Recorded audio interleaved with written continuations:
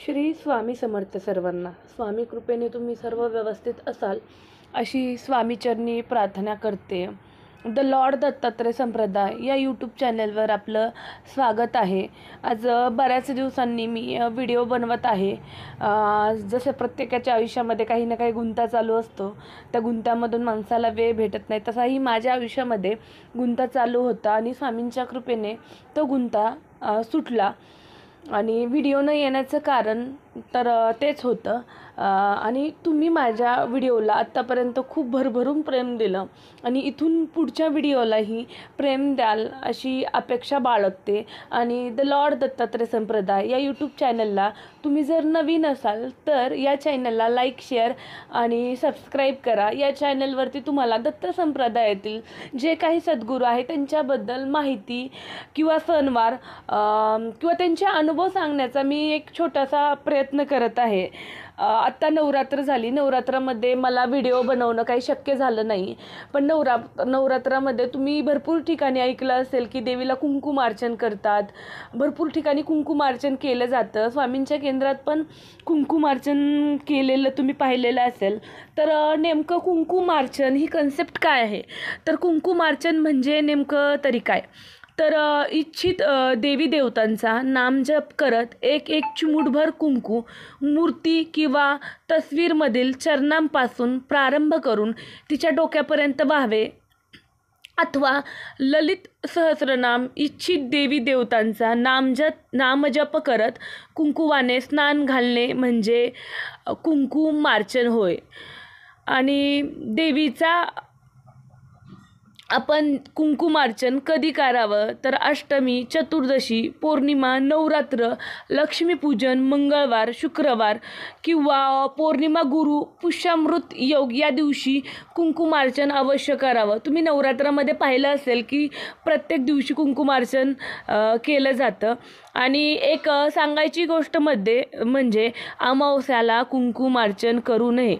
आणि अश्विन नवरात्रात सप्तशतीचे पाठ वाचण्यापूर्वी किंवा पाठ वाचत असताना सुद्धा कुंकुमार्चन करावे. आणि असं जर आपण केलं तर ते खूप पुण्यकारक आणि फलदायी मानलं जातं. आणि कुंकुमार्चन करताना काय काळजी घ्यायची, तर कुंकुमार्चन करताना देवीची प्रतिमा अथवा श्रीयंत्र अथवा प्रतिमात्मक वस्तू असेल, सुपारी झालं, यंत्र झालं, ताम्रपट झालं किंवा सुवर्णपट पात्रात घेऊन शुचिर्भूत करून घ्यावे.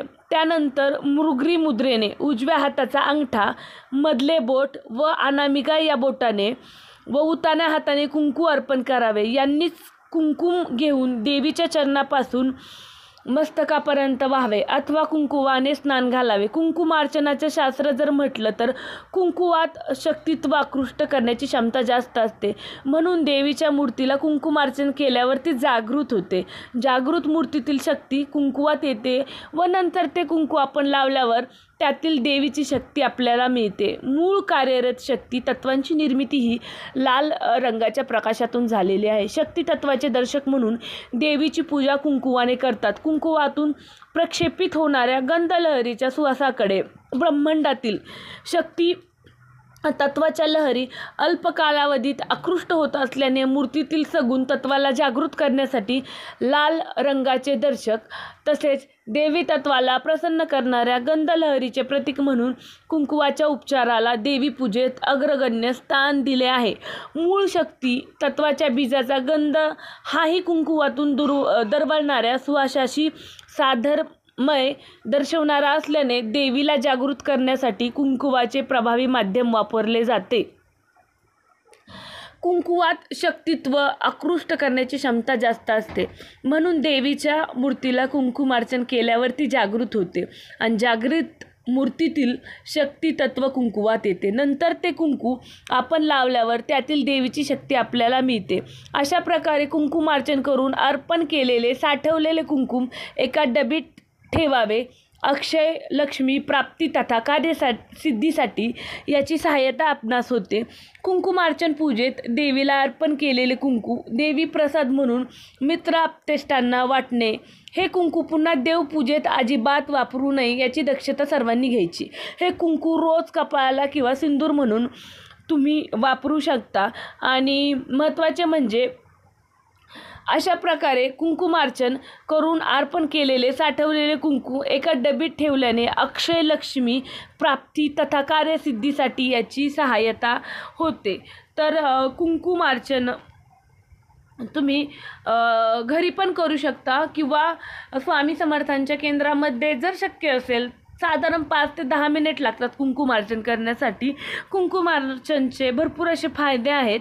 जर शक्य असेल तर मंगळवारी, अष्टमी, पौर्णिमेला कुंकुमार्चन करण्याचा प्रयत्न करा. आणि लक्षात ठेवा, अमावस्याला चुकूनही कुंकुमार्चन करू नका.